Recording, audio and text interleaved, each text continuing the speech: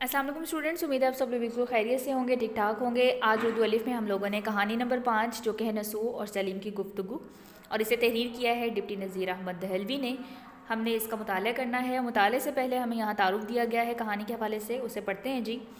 دلی میں ایک سال ہیضے کی سخت وبا آئی۔ دلی ہندوستان کا دارالحکومت۔ وبا ایک موذی مرض۔ نسو بھی دیگر افراد کی طرح ہیضے میں مبتلا ہوا اور سمجھا کہ موت قریب ہے۔ مایوسی کے عالم میں اسے عاقبت کی فکر ہوئی، یعنی آخرت کی۔ ڈاکٹر نے اسے خواب آور دوا دی تو وہ سو گیا۔ خواب آور ہوتا ہے جی نیند دلانے والی۔ خواب میں اس نے مرنے کے بعد عاقبت کے دل دہلا دینے والے مناظر دیکھے۔ دل دہلا دینے والے یعنی ڈرا دینے والے۔ تو وہ ہڑبڑا کر اٹھ بیٹھا، یعنی بوکھلا کر۔ خواب سے بیدار ہو کر یعنی جاگ کر نسو کو اپنی اور اپنے خاندان کی بے مقصد زندگی پر افسوس ہوا۔ اس نے گزشتہ زندگی کی تلافی یعنی ازالہ کا عہد یعنی وعدہ کر کے اپنی بیوی فہمیدہ کو خاندان کی اصلاح کے لیے اپنا مددگار بنایا۔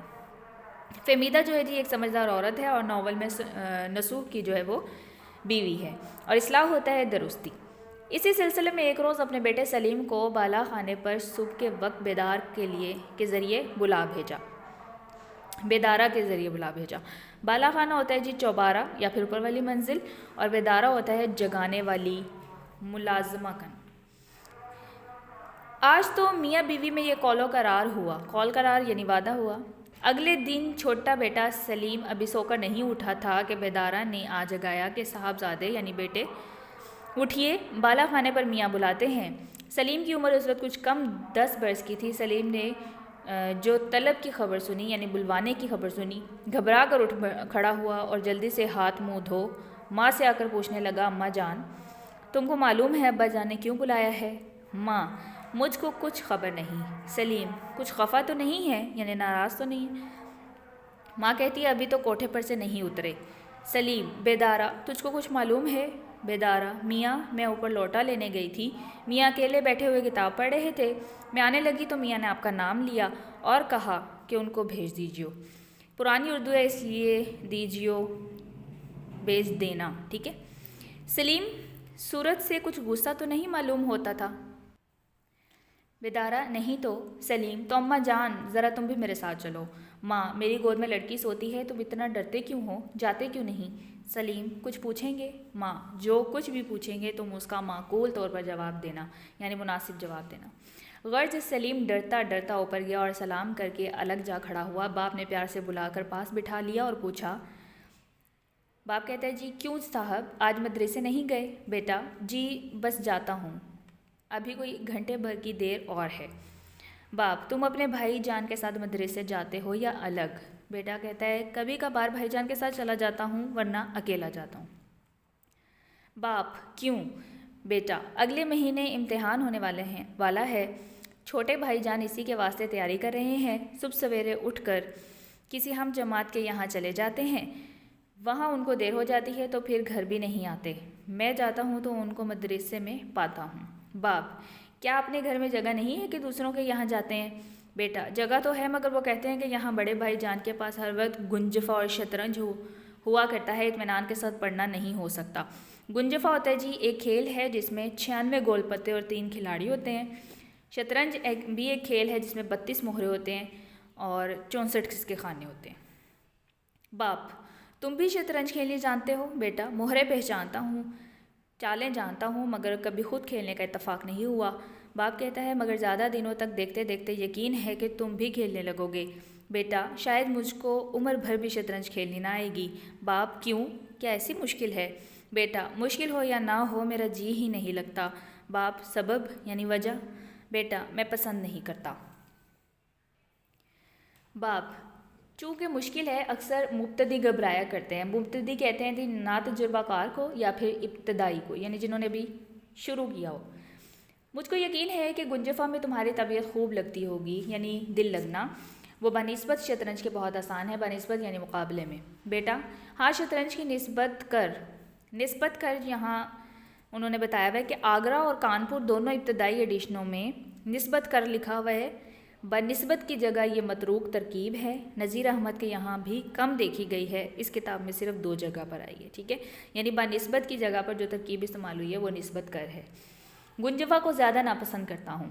باپ ہاں، شطرنج میں طبیعت پر زور پڑتا ہے اور گنجفہ میں حافظے پر یعنی ذہن پر یا یادداشت پر۔ بیٹا میری ناپسندیدگی کی کچھ خاص کر یہی سبب نہیں ہے، بلکہ مجھ کو سارے کھیل برے معلوم ہوتے ہیں۔ ناپسندیدگی یعنی پسند نہ کرنا۔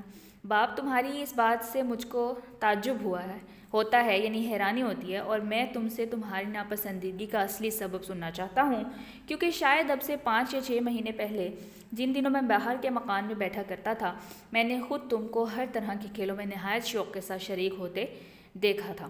شریک ہوتے یعنی شامل ہوتے۔ بیٹا آپ درست فرماتے ہیں، میں ہمیشہ کھیل کے پیچھے دیوانہ بنا رہتا تھا، مگر اب تو مجھ کو ایک دلی نفرت ہو گئی ہے۔ دیوانہ بنا رہنا یعنی پاگل ہوئے رہنا، دلی نفرت یعنی سخت نفرت۔ باپ آخر اس کا کوئی سبب خاص تو ہوگا۔ بیٹا آپ نے اکثر 4 لڑکوں کو کتابیں بغل میں دابے گلی میں آتے جاتے دیکھا ہوگا۔ باپ وہی جو گورے گورے 4 لڑکے ایک ساتھ رہتے ہیں، پھڈی جوتیاں پہنے۔ پھڈی کہتے ہیں جی ایسی جوتیاں جن کی ایڑیاں جو ہیں وہ بیٹھی ہوئی ہوتی ہیں، مڈے ہوئے سر یعنی سر کے بال اترے ہوئے، اونچے پاجامے، نیچی چولیاں مطلب قمیض نہیں ہوتا جی، قمیص ہوتا ہے سواد سے۔ بیٹا ہاں جناب وہی 4 لڑکے۔ باپ پھر؟ بیٹا بھلا آپ نے کبھی ان کو کسی قسم کی شرارت کرتے بھی دیکھا ہے؟ باپ کبھی نہیں۔ بیٹا جناب کچھ عجب عادت ان لڑکوں کی ہے، راہ چلتے ہیں تو گردن نیچی کیے ہوئے، اپنے سے بڑا مل جائے، جان پہچان ہو یا نہ ہو، ان کو سلام کر لینا ضرور۔ کئی برس سے اس محلے میں رہتے ہیں مگر کانوں کان خبر نہیں۔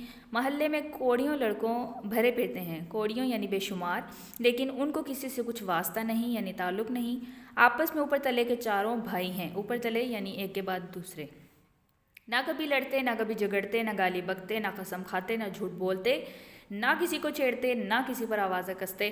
آوازہ کسنا ہوتا ہے جی کسی کو چھیڑنا، تنگ کرنا۔ ہمارے ہی مدرسے میں پڑھتے ہیں، وہاں بھی ان کا یہی حال ہے، کبھی کسی نے ان کی جھوٹی شکایت بھی تو نہیں کی۔ 1:30 بجے 1 گھنٹے کی چھٹی ہوا کرتی ہے، لڑکے کھیل کود میں لگ جاتے ہیں، یہ 4 بھائی ایک پاس کی مسجد میں نماز پڑھنے چلے جاتے ہیں۔ باپ بھلا پھر؟ بیٹا منجھلا لڑکا جو کہ درمیانہ میرا ہم جماعت ہے، ایک دن میرا آموختہ یاد نہ تھا، آموختہ پڑھا ہوا سبق۔ مولوی صاحب نہایت ناخوش ہوئے یعنی ناراض ہوئے، اور اس کی طرف اشارہ کر کے مجھ سے فرمایا کہ کم بخت یعنی بدقسمت، گھر سے گھر ملا ہے، اسی کے پاس جا کر یاد کر لیا کر۔ میں نے جو پوچھا کیوں صاحب یاد کرا دیا کرو گے، تو کہا بسرو چشم یعنی دل و جان سے۔ غرض میں اگلے دن ان کے گھر گیا، آواز دی، انہوں نے مجھ کو اندر بلا لیا، دیکھا کہ ایک بہت بوڑھی سی عورت تخت پر جائے نماز بچھائے قبلہ رو بیٹھی ہوئی کچھ پڑھ رہی ہیں۔ قبلہ رو ہوتا ہے خانہ کعبہ کی طرف منہ کر کے۔ وہ ان لڑکوں کی نانی ہیں، لوگ ان کو حضرت بھی کہتے ہیں۔ میں سیدھا سامنے دالان میں اپنے ہم جماعت کے پاس جا بیٹھا۔ دالان ہوتا ہے جی محراب نما کمرہ، یسے ہیں۔ جب حضرت بھی اپنے پڑھنے سے فارغ ہوئی تو انہوں نے مجھ سے کہا کہ بیٹا گو تم نے مجھ کو سلام نہیں کیا، لیکن ضرور ہے کہ میں تم کو دعا دوں، جیتے رہو، عمر دراز یعنی لمبی عمر ہو، خدا نیک ہدایت دے۔ ان کا یہ کہنا تھا کہ میں غیرت کے مارے زمین میں گڑ گیا یعنی بہت زیادہ شرمندہ ہوا، اور فوراً میں نے اٹھ کر نہایت ادب کے ساتھ سلام کیا۔ تب حضرت بھی نے فرمایا بیٹا برا مت ماننا، یہ بھلے مانسوں کا دستور ہے کہ اپنے سے جو بڑا ہوتا ہے اس کو سلام کر لیا کرتے ہیں۔ بھلے مانس شریف کو کہتے ہیں اور دستور طریقہ کو، اور میں تم کو نہ ٹوکتی یعنی منع نہ کرتی، لیکن چونکہ تم میرے بچوں کے ساتھ اٹھتے بیٹھتے ہو، اس سبب سے مجھ کو جتا دینا ضرور تھا یعنی تمہیں آگاہ کر دینا ضرور تھا۔ اس کے بعد حضرت بھی نے مجھ کو مٹھائی دی اور بڑا اصرار کر کے کھلائی یعنی ضد کر کے کھلائی۔ مدتوں میں ان کے گھر جاتا رہا۔ حضرت بھی مجھ کو اپنے نواسوں کی طرح چاہنے اور پیار کرنے لگی اور مجھ کو ہمیشہ نصیحت کیا کرتی تھیں۔